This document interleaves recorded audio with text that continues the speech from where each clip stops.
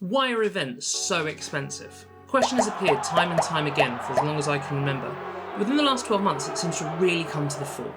With big events finally back on and more people rushing to return to sport, perhaps people are looking at event pricing with fresh eyes. With running events costing up to £200 and triathlons up to £400-500, it's easy to see why this question comes up. I've been in the race events industry since 2015. I've organised everything from small little 5Ks all the way up to relatively large 70.3s. Before that, I was a coach and an athlete, so I've seen this argument from all sides, and despite knowing everything that goes into events at this point, I still think twice about entering events and have to budget my race season according to what I think I can afford. So if you're thinking about organising an event, or you're wondering why events are so expensive, I'm going to attempt in this video to answer that question once and for all. Now in reality, that one question is actually two questions. It's why are events so expensive? And two, what are they actually worth? 5, 3, 2, 1, Now, in order to attempt to answer the first question fully, I think the best way to do it is to take a walk through an event budget. Now, the event budget outlays all the costs on the event and shows you at the end exactly how much profit an event can expect to make. Now, along for the ride as I run through this is Dan, or TriathlonDan as you may know. Hello and welcome to a video all about how much money events cost to run. So it's a bit of a hot topic at the minute with events being cancelled and postponed and different events costing large differences in amounts of money. So look forward to hearing a bit more from somebody who actually knows how much it costs to run an event, because Lee runs a lot of events. If you haven't already checked him out, if you're watching this video from further afield, Lee runs a company called Full Steam who make nutrition, clothing, and also run some pretty cool events as well. So please, good. Okay, so Lee's going to talk us through different costs and basically what goes into running an event. And I'm going to fire loads of questions at him, so brace yourself, Lee, and let's get started. Now, us going through an event budget was an hour-and-a-half conversation I'm not going to make you sit through. So I'm going to try and bring you the highlights and show you in an engaging way what goes into putting an event together. Now, I'm going to try and be more transparent than probably any race director's ever been about the real costs of putting on an event. And I'm going to do that by using a theoretical budget for an upcoming 70.3 event. Now, this event isn't a real event, but the costs I'm including are real costs based on my experience in events and what I've paid in recent years for things. Some of these figures will be rounded up or down, or, they'll be circled into where I think figures currently lay. Prices are actually rapidly increasing on events at the moment, and they're jumping by 10-20% in some areas. So depending on when you watch this video, these figures may or may not be accurate. Now, we're using a 70.3 triathlon for this example, but the process would be the same for a local 5K race. The numbers would just be slightly different. But proportionally, as generally events become less complicated, they become cheaper. So a lot of the ratios would kind of stay the same, and a lot of the truths I'm going to reveal in this video will stay the same. The prices I've included are theoretical, but should prove fairly accurate based on my experience within the UK market. And if you're putting together an event for the first time, this is the process I would follow, and it should reveal to you the cost of putting on an event. Now, the way I structure my event budgets is I break the costs down into 7 main areas. These are venue fees, infrastructure costs, safety, event staffing, services and supplies, and marketing and media. Then I have other category just to pick up anything that doesn't quite fit into the above. So venue fees are fairly self-explanatory. They're the fees you're going to pay to a venue, be that a country estate, a dedicated venue, it might be a pool, for the parks, it'd be all the venues that you pay at ISCOR. Now, these costs can sort of vary greatly. They might be a couple of £100 just to use a field, or they could be thousands of pounds or a percentage of your gross revenue, up to 20%. So you have to be a bit smart, and you have to shop around, and you need to be a bit savvy about what venues are asking for. Now, the second chunk of this budget is infrastructure, and this is very closely tied to that first section. Some venues will provide lots of the things you're going to need to put in your event, and some will provide hardly anything. So in this case, I'm utilising a known venue to me. This is the sort of figure they would charge per head, so we can just scale it up. And I know the sort of infrastructure I'm going to have to bring in, which in this case is most of it. So what kind of infrastructure are we going to need to bring on site? So we need to think about bringing in pedestrian barrier to keep everyone safe. We're going to need toilets. We might need start and a finish gantry. We're going to need some marquees. We may need some floor coverings. We're also going to need lighting, power and water, and they can be quite expensive to bring on site if they're not already there, or you can run a generator. Some things as an event business you're going to own, but you still need to factor in the cost of owning those centrally to the business and their depreciation as you use them. Now, the next area on our event budget is safety. Now, safety can be underdone, but definitely shouldn't be. You need to think about who your medical teams are going to be, and in the case for triathlon, your water safety teams. So those two teams are quite different. You've got your medical team, who you'll be bringing in from an outside agency. You need to check that they've all got the right skills and make sure through experience you've got the right people. You're also going to need, say, a water safety team who may involve a large amount of kayakers. You're going to have some power boats, and you're going to need some people to manage that section of your event. So you're going to have two separate companies, unless you are sourcing, one of them locally or in the venue. You're going to have a water safety company who are going to do the testing and provide the people there, and you're going to have your medical company. Now, both of their plans will be submitted to local councils and your insurers, so you need to make sure that they're really on point. And there's quite a bit of work to be done before an event in that regard. After you've put together those safety plans, the next thing as well you're going to need to consider is your insurance. Now, there's two types of insurance in the UK you'll be worrying about. You've got your public liability insurance and you've got your employer's liability. Those are the two main kinds you're going to end up worrying about.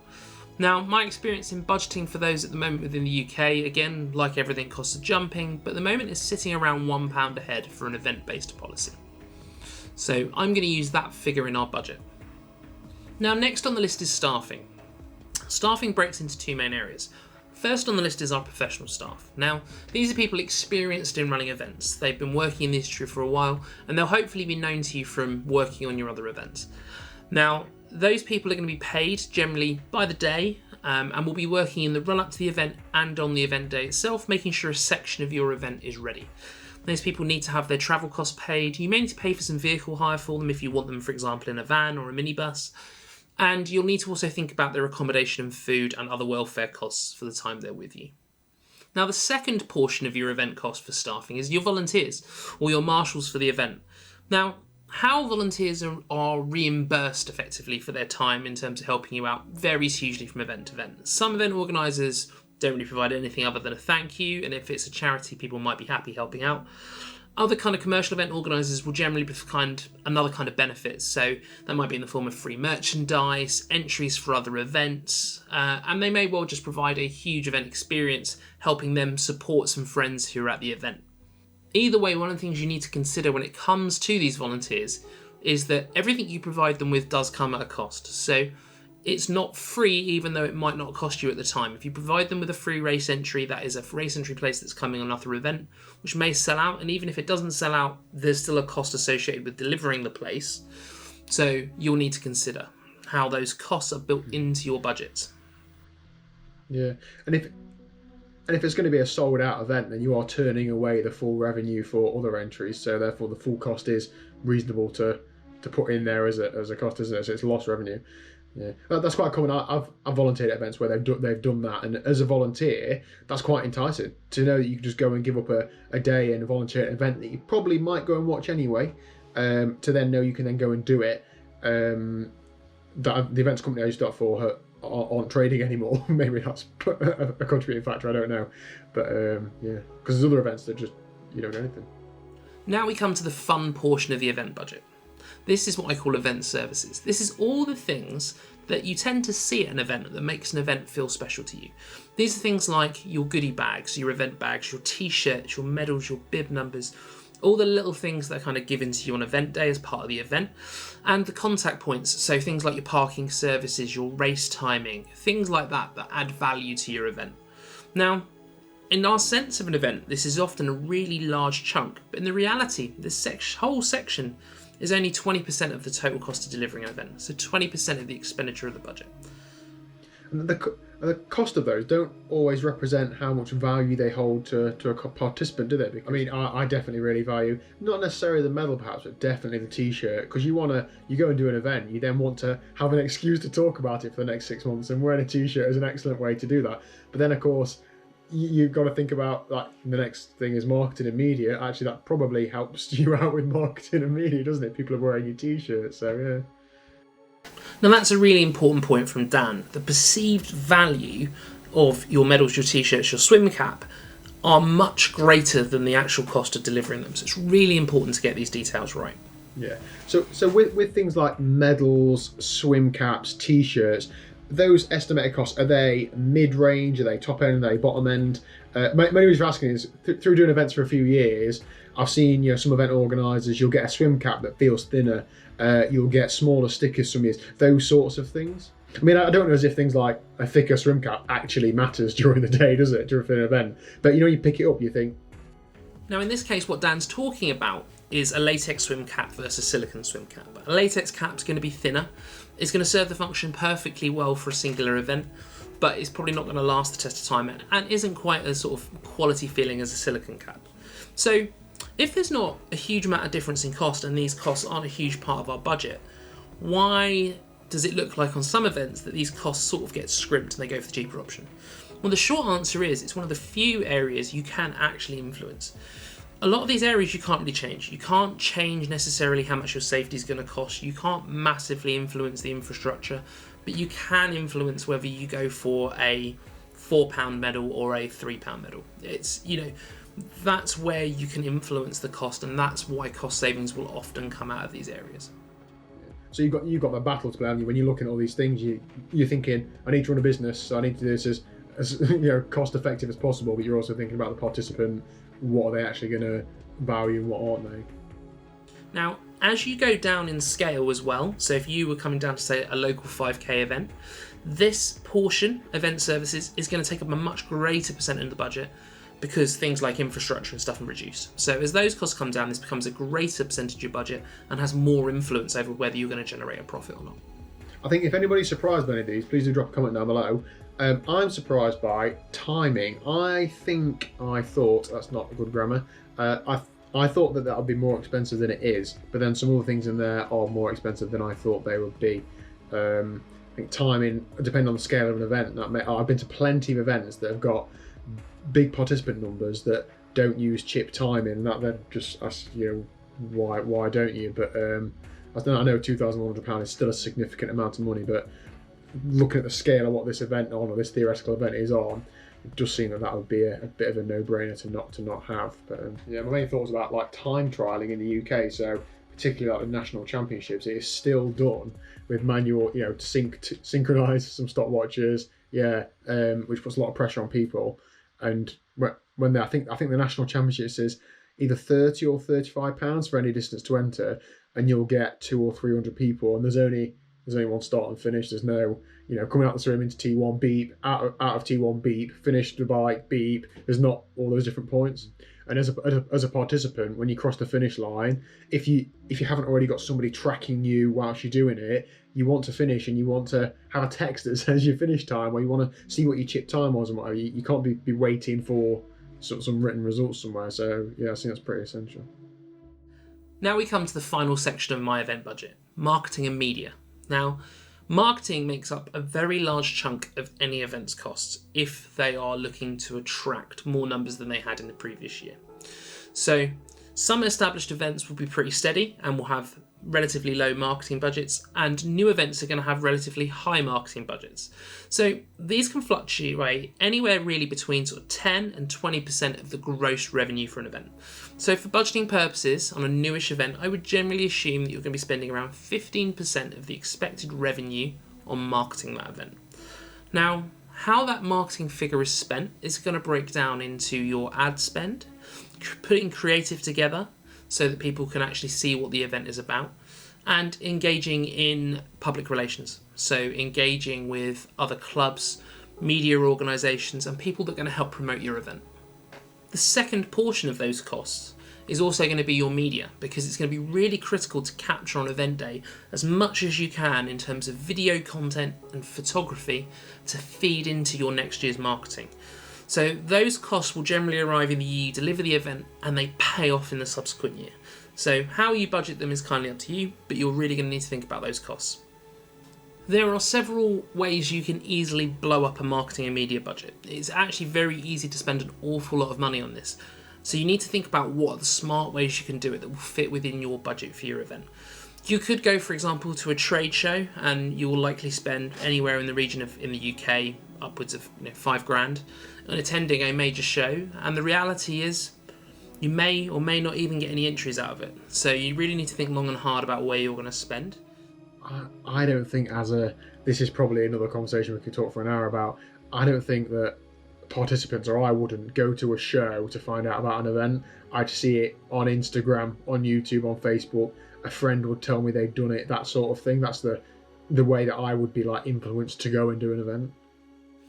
Do you need agencies to run your marketing for you, or will you be able to kind of work it out as you go and do a bit of online learning? I would generally suggest these days Facebook ads are really, really accessible. You can put together some nice creative with a mobile phone and a friend, and you can get people engaging with your brand online quite easily without needing to pay out huge amounts for agencies to run these campaigns for you. If you don't have the time, those agencies can be worth the money. But if you have the time and you don't have the budget, work it out for yourself and learn as you go. Yeah, I have seen that. I can't remember what the event was, but there was an event organizer that had advertised on YouTube, and not through like getting somebody to say something, like an actual paid advert that would appear on videos, based on the algorithm and what you're in browsing and whatever. Yeah, but I know that because obviously I see that from the other side. I know that the costs are roughly between 8 and 12 quid per 1,000 views, something like that. For how many times that 10 or 15 second clip is presented to people. So obviously I don't know how many people are seeing that advert, but. So having now wrote down all our predicted costs on a piece of paper, we need to work out what we're going to charge for this event. Now, what we can charge for the event is going to be determined by two things. It's going to be determined by the scale of that market on that event. So are we going to be bottom end price? Are we going to be top end price? What is the range of those prices? So what can we charge for a 70.3 triathlon? I've seen them between maybe 150-ish on the cheapest ones I've seen, and up to 350 quid for the bigger brands. So that's really it. If we know what the bottom end price is for a 70.3 triathlon, and we know what the top price is for a 70.3 triathlon, we can start to work out where in that range we want to position our event. If we're a newer event, we might position ourselves towards the bottom of those pricings, and as our brand builds and our establishment builds, we might move it up. If we've got another number of other successful events, we might go straight in at a higher price, or if we've got a big corporate behind us, something that can provide us with some clout. Or you might have some show-stopping venue that you feels like instantly going to bring people in. Or you might feel like you want to market to that section that are willing to pay a higher price. How many people turn up to your event is going to have a huge chunk of effect on this budget sheet. It's very, very hard to accurately predict how many people will come to your event. So you need to make sure that with a fairly minimal number of people, you can clear your costs. And if it's early days for an event, try to get as much of your event infrastructure and your event services on a sliding per person basis as you can. Because if you have no idea how much this event's going to cost you, you are going to be having to adjust as you go. And people have a habit of entering events at the very last minute. And that can really, really screw you up if 80% of your field enter in the last 2 weeks, which happens with one of my events. And that for a first year event makes it quite difficult. I mean, I don't know what it's like to run a business, but I imagine cash flow is particularly difficult in the first year. So if you're committing to all those costs above, but you're not getting the income until later, yeah. So you need to think about how you're going to manage those numbers, how you're going to predict it, and how you're going to absorb if those costs go down or up. So once you've got a sense of those and the numbers, you can start to get a sense of how much money you're going to make from an event. So in this case, what we're going to do is we're going to take our total cash in through our projected numbers and our figures. We're going to then remove our taxes, in this case VAT. We are then going to remove all our payment processing fees on our event cancellation insurance fees, because those are based on revenue. So I'll take them off at this stage. And then we're going to remove the gross cost ex VAT. And that's going to give us a balanced figure, as we can see here. Now, as you can see on this balance sheet, off our headline revenue of about £86,000, time we've deducted our taxes and our fees, we've taken off our expenditure, we're down to around, let's say, £20,000 of gross profit once we're there, or around a 30% margin. Now, 20 grand's not to be sniffed at, but what do you think? Was it higher or lower than you expected it to be, having seen that headline figure of £86,000 coming in? Now, you might now think this is quite relatable to a number of the big events you've seen. does that 20 grand figure sound more or less than you thought it was going to be? Let me know down in the comments, and whilst you're there, hit that subscribe button. Now, before we go back to Dan to his reaction, we need to talk about this one more area of cost that I haven't included on that balance sheet, and that's the business's costs. So, as a business, like mine, Full Steam, we have costs such as the warehouse, we have our costs for operating our business, so things like our accountancy fees. There's all these other costs that are associated with you, and of course the most important thing, your time. Yeah. So at a glance you see, right, this event's going to make 20 grand. However, on tab 2 you've got all the general, all the miscellaneous overheads. But then as well as that, that isn't itemised in here is of course the person running this business at this event. That's their job. So they're going to need to, that's not just 20 grand of profit. They might have spent 6 months or a year working on that. So I can see how it's not as lucrative as it first seems. And that's the other big thing not being valued here, your time. You need to consider how much time you're going to be putting in to getting this event off the ground. In this case, a 70.3 triathlon, you're going to be spending months of your time. You're going to be attending, meetings with councils, highway authorities. You're going to be attending meeting venues. You're going to be getting everything lined up to deliver a perfect event, and that's going to take a lot of time, particularly for, say, in this case, a 500 person 70.3. That headline figure of 86 grand looks to everybody like this is a great thing, but as you can see, costs can very quickly accumulate, numbers can very easily go up and down. It's very, very easy, I'm afraid to say, to lose money on an event. However, that's not the end of the story here. There is a really good reason to actually still invest your time and potentially your money in organising an event, and that is things do get better. As you become more established, as the event gets off the ground, if you've got the right people behind you and the right experience, you can establish an event and it can start to pay a return. It's best to think of an event like an investment. You spend lots of time and money up front getting it going, and as the years go by, and it is the years, things will get better. You'll start to own more of what you need to deliver an event. You'll be spending less money on surplus things that you don't really need. You'll kind of get everything really dialed in, and you'll have a good team behind you. And your time expenditure will greatly reduce. And with that, your profit on an event will increase. As numbers go up, you succeed.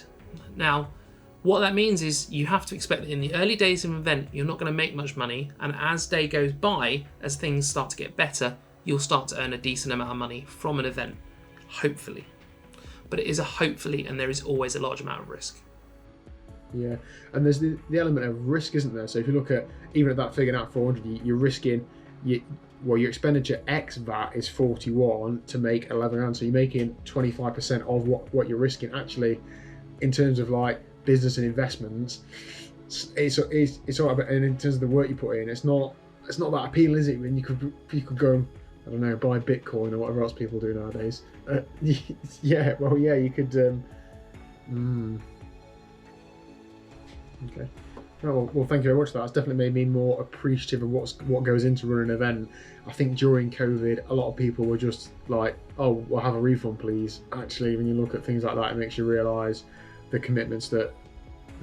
So if that's the case, why should you do it? Why should you still organise an event? And that's really the second part of our question today. What is the value of an event? And actually, that's the really key bit. Most people organise events because they got a huge passion for the sport they're in.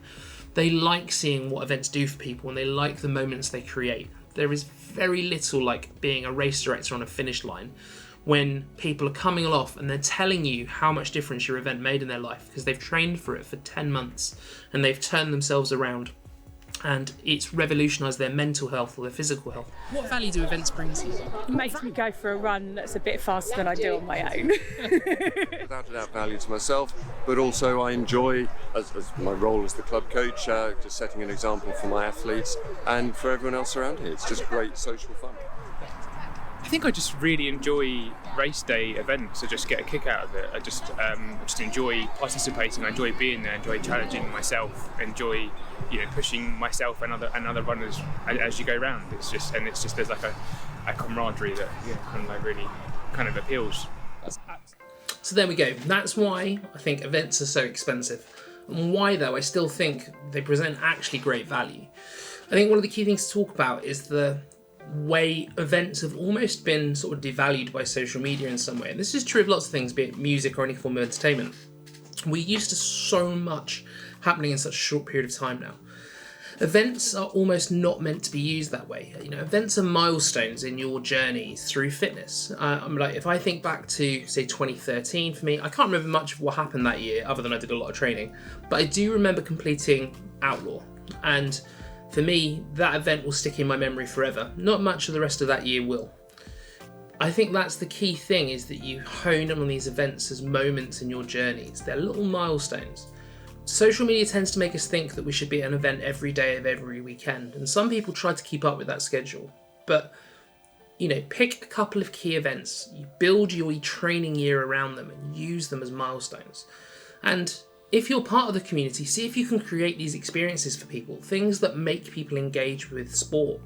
You know, sport is constantly evolving and changing. There are constantly new opportunities for events. You know, I found real joy in the recent years in creating events that really aren't kind of, you know, fitting the normal pattern. And I found people have really resonated with that because people are always looking for new challenges. So pick up on those vibes, create new experiences, create new challenges for people. If you're an athlete, go out and engage with those challenges, just maybe not all the time, you know, you don't need to. Pick the ones that really resonate with you and go and engage with them. And that's how communities are built. So that's the happy note I wanted to leave you on today, and hopefully I've answered your questions around why events are so expensive. Let me know your thoughts down in the comments below, and subscribe to the channel if you'd like to see more of this type of content. If you're in the UK, please check out our website for all our events, merchandise, sports nutrition, and I'll catch you on the next video.